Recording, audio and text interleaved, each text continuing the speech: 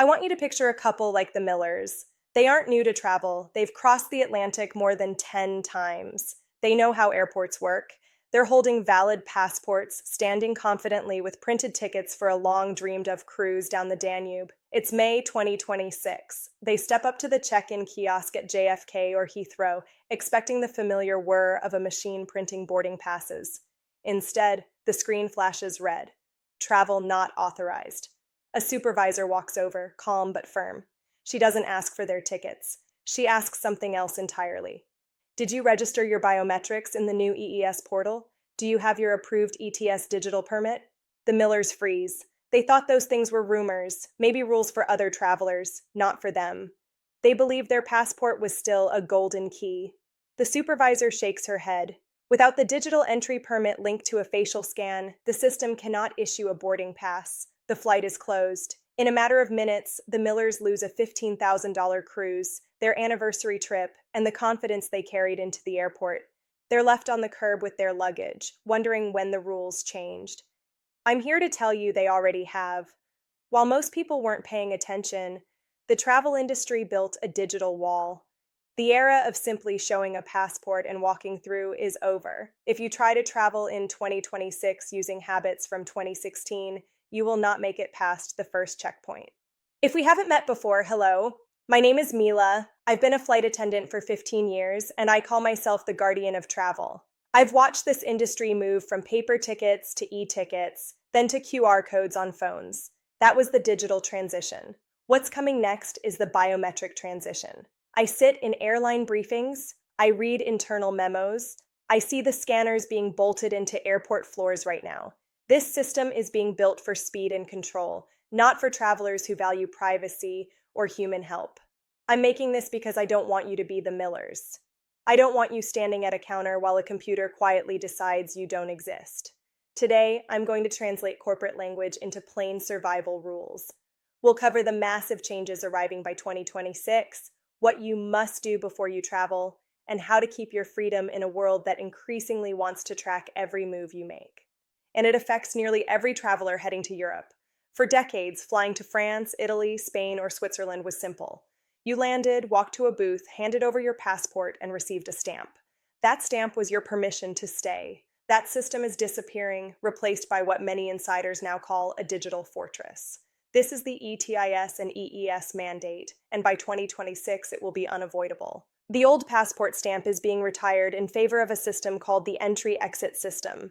When you arrive in Europe, you won't be greeted by a human officer behind glass. You'll be directed to automated kiosks that resemble ATMs. At those machines, you'll scan your passport, your fingerprints, and your face.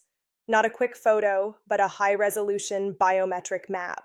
That information is stored in a central database for up to 3 years.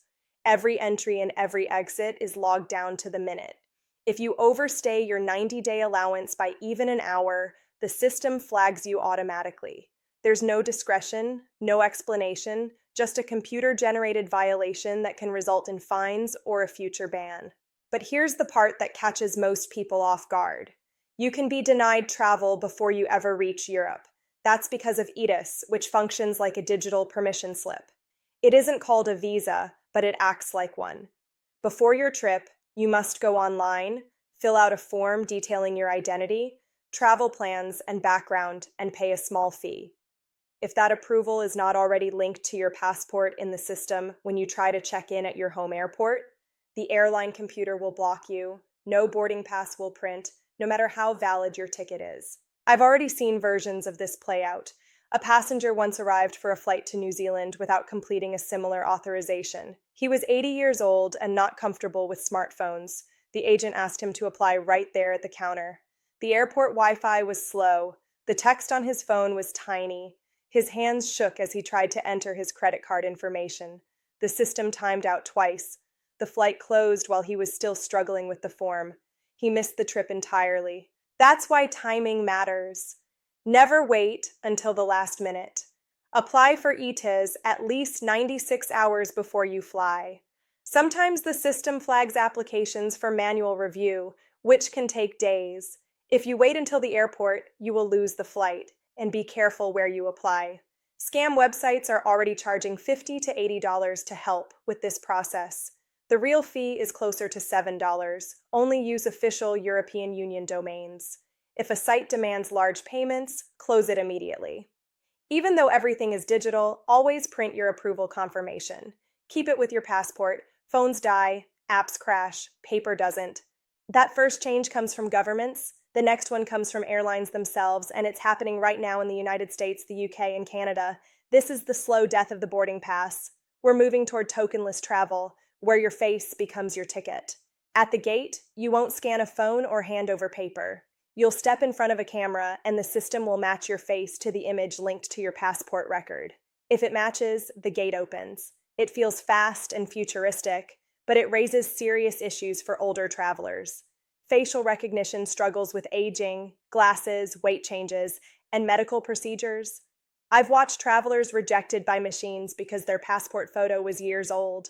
Panic sets in, lines back up. A human eventually intervenes, but the stress lingers long after takeoff. You do have rights. In many countries, biometric boarding is optional. If you don't want your face scanned, or if you're worried the system won't recognize you, don't step onto the marked floor in front of the camera. Hold your passport and boarding pass clearly and say, "I'm opting out of biometrics. Please verify me manually." They must comply even if they seem annoyed. If you choose to use the camera, remove your glasses and keep your face neutral. No smiling. The system measures structure, not emotion. And that decision is no longer based only on seats and schedules. By 2026, airline pricing will feel less like shopping and more like being evaluated. This is change number 3, and it's the one most people notice without understanding why. Airlines are moving to what's called hyperdynamic pricing, powered by artificial intelligence that studies individual behavior, not just overall demand. The system isn't asking how many seats are left. It's asking who you are and how badly you seem to want that flight. The new pricing engines analyze details most travelers never think about. They look at the device you're using, your location, and how often you search the same route. They notice if you're browsing from a tablet instead of a laptop or from a zip code associated with retirement communities. Most importantly, they track hesitation. If you check the same flight multiple times over several days, the algorithm doesn't interpret that as careful planning. It reads it as commitment. It assumes you need that specific flight, perhaps to see family, and it quietly raises the price just for you. Inside the industry, we call this the worry tax. 2 people can search the same flight at the same time and see different prices. A 22-year-old backpacker using a private browser might see $400. A senior traveler refreshing the page on a familiar device might see $480. Nothing about the plane changed, only the system's confidence that you'll pay more. I helped a couple, the Hendersons, who were trying to book a trip to Italy. They were convinced prices were spiraling out of control. Every time they refreshed the page to double-check dates, the fare jumped another $50. They felt trapped. They thought seats were disappearing. I took their tablet, cleared the cookies, opened a private window, and refreshed the page. The price dropped by $400 instantly. The flight wasn't filling up. The algorithm had been bluffing, increasing the price because it sensed anxiety. In 2026, predictable shopping will cost you money. You need to become what I call a digital ghost. Always search flights in a private or incognito browser window so your history isn't tracked. Better yet, search on one device and purchase on another. If you travel frequently, consider a basic VPN.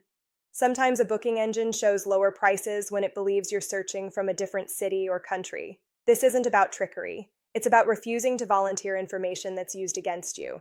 While airlines are refining how they price you, airports are quietly changing how you pay. This brings us to change number 4, the cashless cliff. For decades, carrying a bit of emergency cash was smart travel advice. In many major airports, that advice is now outdated.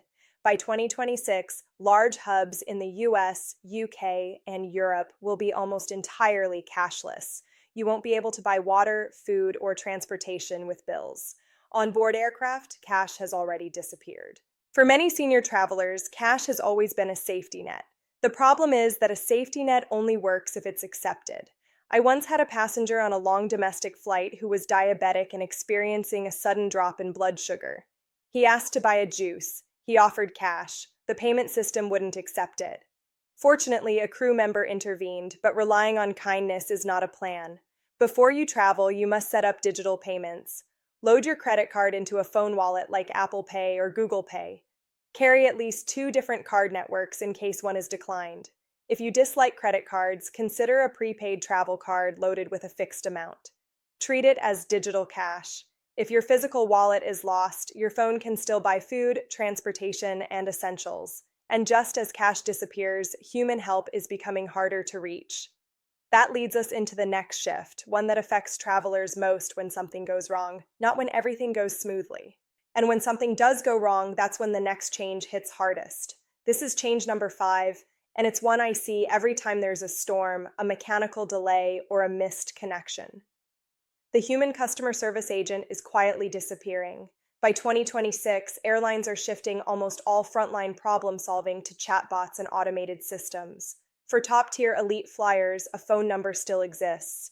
For everyone else, especially economy passengers, help is filtered through apps, text chats, and virtual assistants that don't understand nuance or urgency.